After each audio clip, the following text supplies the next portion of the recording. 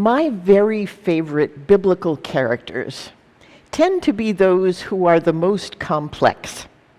Maybe because I find that complexity truer to actual human beings than those who are portrayed as all good or all evil.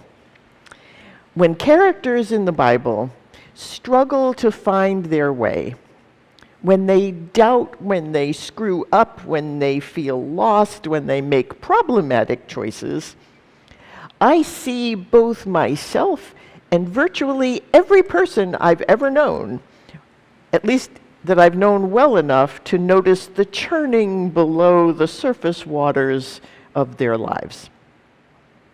And yet, here are all those characters, despite all the mess, chosen to be characters in sacred story. And not just minor characters, and not just examples of what not to do or what not to be. The arc of the Bible turns on them. God uses them anyway to help God's people find their way to love, community, and their true home. Which is really remarkable when you think about the heroes that other cultures sort of lift up. So, for the next 3 weeks, we're going to take a look at the first of my favorite complex characters to emerge in the Bible, and that is Abraham's grandson, Jacob. The God of both Judaism and Christianity is often referred to as the God of Abraham, Isaac, and Jacob. That in itself is an interesting study, because why does that brief genealogy stop with Jacob? Abraham had other sons besides Isaac, and Isaac was not the oldest. But God's blessing on Abraham nonetheless goes to Isaac rather than the others. Isaac has twins, Jacob and Esau. Esau emerges from the birth canal first, but again the blessing flows to the younger Jacob. Jacob himself has 12 sons, so you would expect that it might be the God of Abraham, Isaac, Jacob, and, Joseph. We get all kinds of stories about Joseph, a lengthy section of a good chunk of Genesis. Maybe it's him, but nope, stops with Jacob. Jacob's family marks a major shift in Israel's history. For the first time since Abraham, God's calling moves from identifying individuals as the recipient of God's call out to an entire people. Jacob's 12 sons become the 12 tribes of Israel, and God's blessing and calling to make God known and to extend God's blessing to all the nations of the earth rests on all 12 of those children and the tribes descended from them. Now, next week, we'll see the transformation up close as God changes Jacob's name to Israel. When you hear the tribes of Israel, it's the tribes of Jacob, because God changes his name, and we'll get to that. But it's a fascinating plot point that the scandal-ridden Jacob is the one God literally wrestles to the ground in order to make that pivot. Since this year we're focused on calling, I'm going to here skip over most of Jacob's youth, the fact that he was fighting his twin brother Esau literally in the womb, the deception and scheming to steal Esau's blessing and birthright, and we're going to focus on Jacob's adult transformation. And it's in 3 parts. It began when Jacob left home, here in Genesis 28. It's followed by the moment he wrestled with his entire past and earned a new name, which we'll do next week, and concluding with the moment he saw his brother Esau again, this time with new eyes. So this week is the leaving home part, which culminates in the dream that Laura read about. So let's zoom in and meet Jacob, son of Isaac, son of Abraham, who in our reading this morning is leaving home in order to find a wife from the family of his uncle Laban up in the north, in Padam Aram. Now that seems like a reasonable thing to do, as we learn that Jacob's mother, Rebekah, is adamant that Jacob not marry one of the local Canaanite women, as his brother Esau had done. But while Rebekah may have actually felt that way and wanted him to marry somebody from their own kinfolk, the real reason she makes such a big deal about sending Jacob himself far away to Laban's settlement to find a wife is that she got tipped off that Esau was going to kill Jacob. As it turns out, Rebekah and Isaac had played favorites with their twins. Isaac preferred Esau, the eldest, on a technicality. Rebekah preferred Jacob, the youngest only because both couldn't exit the birth canal at the same time. But that birth order gave Esau certain rights and privileges that Jacob, having come out second, would not get. But rather than advocate for, equal treatment for the twins, Rebekah devises a scheme which is laid out in detail in the more famous story in chapter 27, which helped Jacob deceive his blind father into thinking that he was really Esau, and therefore stealing everything that mattered from his twin brother. Isaac was quite old by that point. He was blind. He was in ill health. And it was clear that he was not long for this world. And so when Esau learned what Jacob had done, he plotted to kill his brother just as soon as his father left this earth, and they did all their mourning stuff, and he was buried, and Jacob was going to get it after that. So Rebekah gets wind of that, and she decides, because remember Jacob is her favorite, that it is now urgent that Jacob take a long vacation, far away, and you know what? He could find a bride amongst his relatives. They're far enough away, he can be out of danger there. And so she presents that to Isaac as urgent, and Isaac, who sent a servant on a similar mission for himself when he was young, blessed the effort, and Jacob quickly exited stage right. Jacob has a multi-day trek in front of him to get to his uncle Laban, and with no Airbnb in sight, he camps out under the stars outside of a Canaanite city named Luz.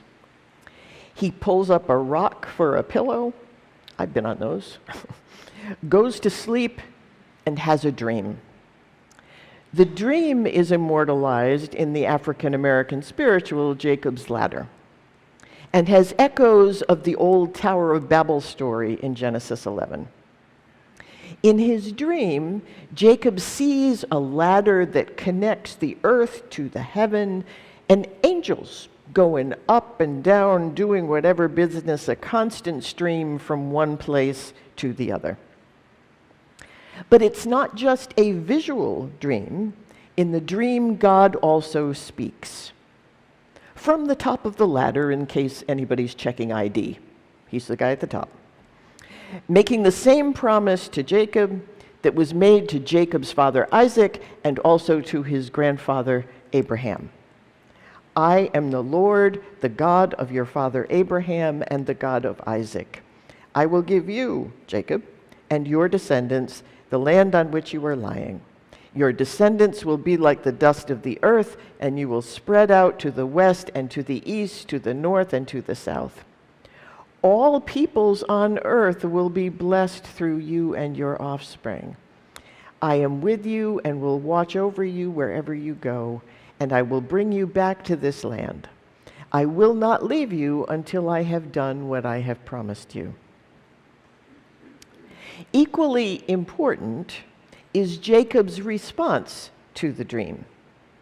He wakes up, decides that this must be a really holy place, and he had no idea. And so he renames the spot Bethel, which means house of God in Hebrew. He also takes the rock he used for a pillow, he pours oil on it, and he sets it up as a marker for that sacred spot. But despite Jacob's intention of having the rock be a marker forever of his dream and the holiness attendant on that spot, Jacob's stone pillow, or at least some stone believed to be that one, went on to have a life of its own, right to our present day.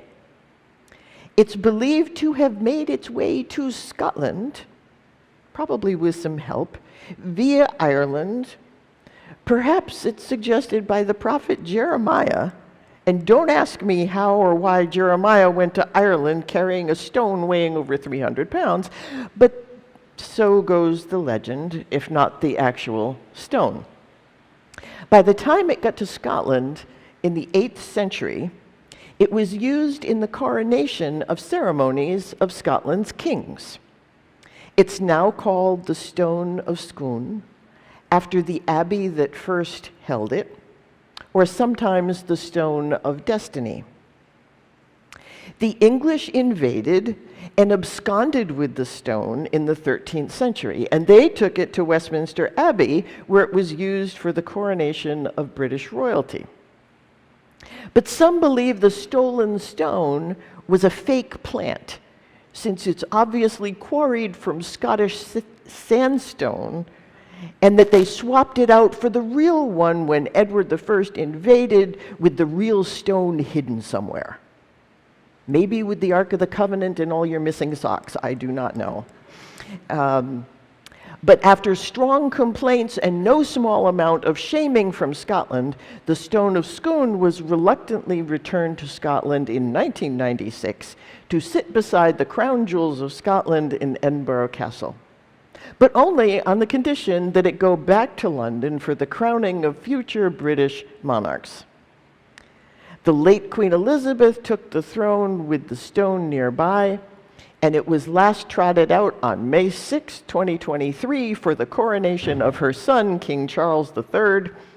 And now it's all tied up with the movement for Scottish independence, and Jacob's random pillow is now a source of conflict and has a cross carved in it to boot. So consider all of that when you read the commandment not to make any graven images. I think Jacob made a fundamental mistake way back when, and it's one that we still make pretty consistently today when it comes to spiritual and religious matters.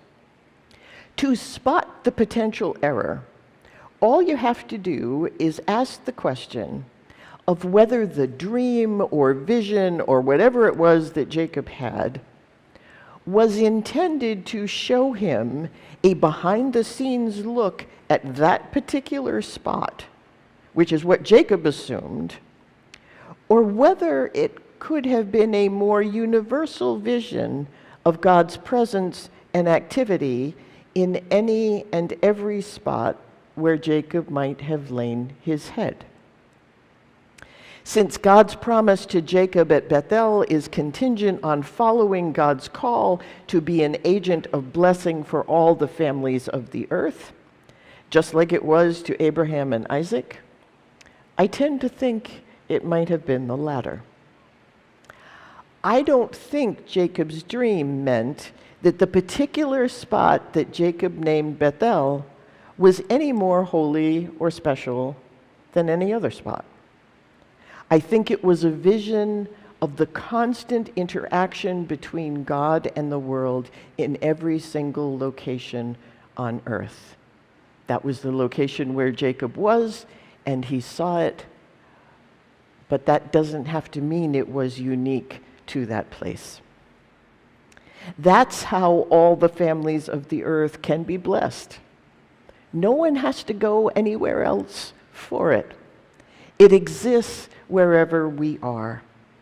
And any random stone or any piece of this glorious creation can be the gate to heaven that allows us to see it if we but stop and rest long enough.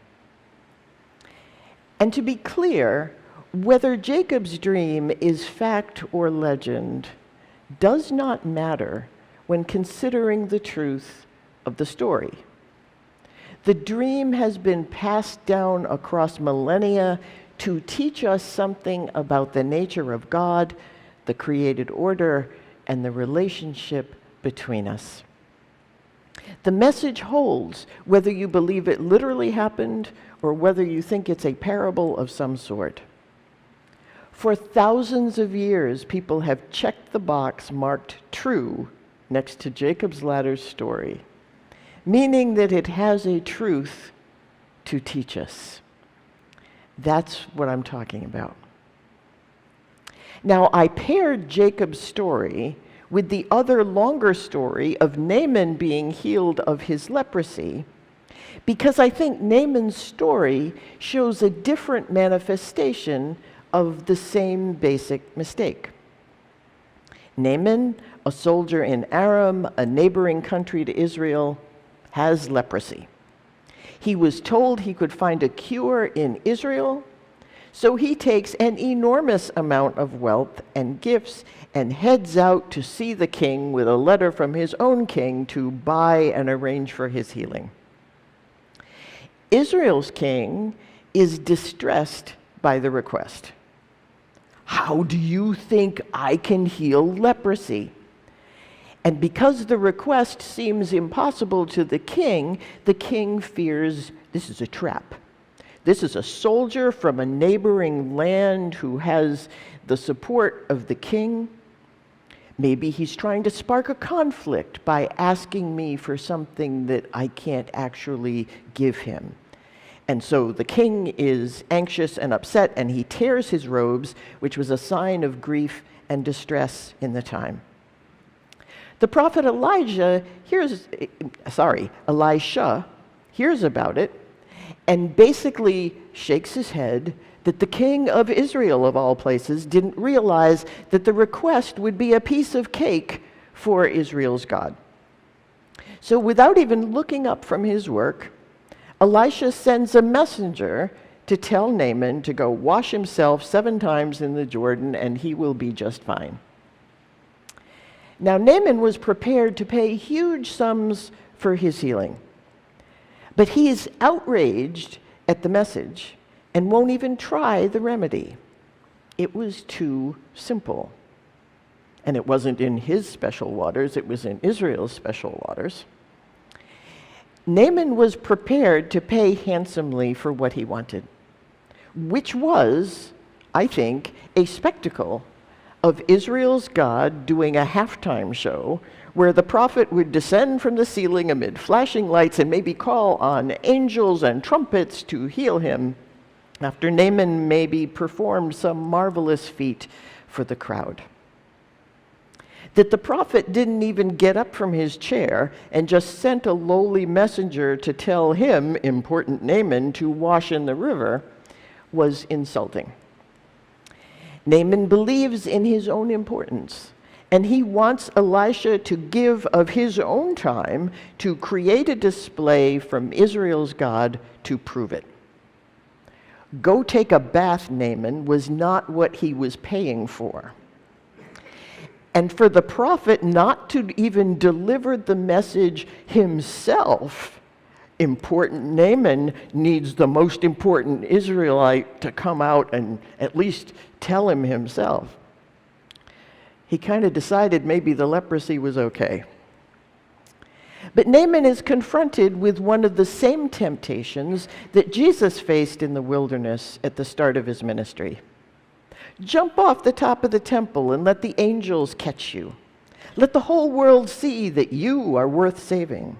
Let everyone know that God will stop everything to meet the moment of your need. Jesus didn't fall for that, but that's what Naaman wanted. And he was furious that Elisha wouldn't give it to him, even though it would cure his leprosy. It's Naaman's attendants, the one who are kind of used to being discounted in society and hearing third hand what might help them. They're the ones who point out Naaman's issue. My father, they say to him, if the prophet had told you to do some great thing, would you not have done it? How much more than when he tells you, wash and be cleansed? So Naaman, shamed by his own attendants, goes and washes in the Jordan, and he's healed. He still tries, however, to make his grand payment to Elisha, but Elisha refuses the gift.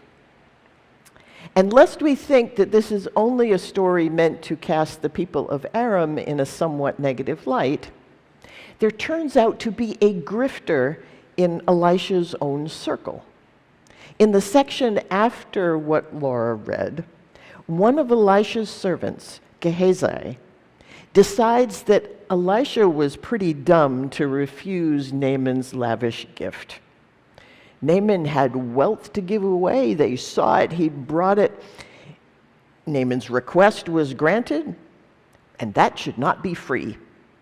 And if Elisha didn't want the money, Gehazi could certainly use it.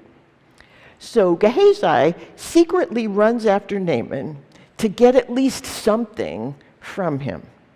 He catches up to the caravan and he lies to Naaman. My master sent me to say, 2 young men from the company of the prophets have just come to me from the hill country of Ephraim. Please give them a talent of silver and 2 sets of clothing. Now, for the record, a single talent of silver in Old Testament times was about 75 pounds worth. And we're told at the beginning that Naaman had brought 10 talents, so 750 pounds worth of silver, in addition to lots else. By Jesus' day, the talent had been made into a coin, but in Elisha's time, the silver or gold was just weighed out, 75 pounds for a talent. Naaman gives him the clothing and is generous, so he gives him twice the silver that Gehazi asked for. So roughly 150 pounds of silver. And Gehazi thanks him and then takes it all for himself. When Gehazi gets back, Elisha asks, where have you been, Gehazi? And Gehazi puts on his shocked face. Your servant didn't go anywhere. Elisha, of course, knows everything that happened, first because he's a prophet, but it was probably also hard to sneak back into camp unnoticed while carrying 150 pounds of silver. Just saying. You've put on weight, Gehazi. So Elisha asks him, was not my spirit with you when the man got down from his chariot to meet you? Is this the time to take money or to accept clothes or olive groves and vineyards or flocks and herds or male and female slaves? Naaman's leprosy will cling to you and to your descendants forever. Then Gehazi went from Elisha's presence, and his skin was leprous. It had become white as snow. Both the story of Naaman and the story of Jacob's ladder show us the pitfalls of seeing some people, places, and things as more special in the eyes of God than others, with a side swipe at the greed and corrosive power of wealth. Remember that Abraham was fabulously wealthy. All of that went to Isaac as an inheritance, who then grew that wealth further. The largest share of Isaac's wealth should have gone to Esau, But that birthright is one of the things Jacob stole from his twin in Genesis 27.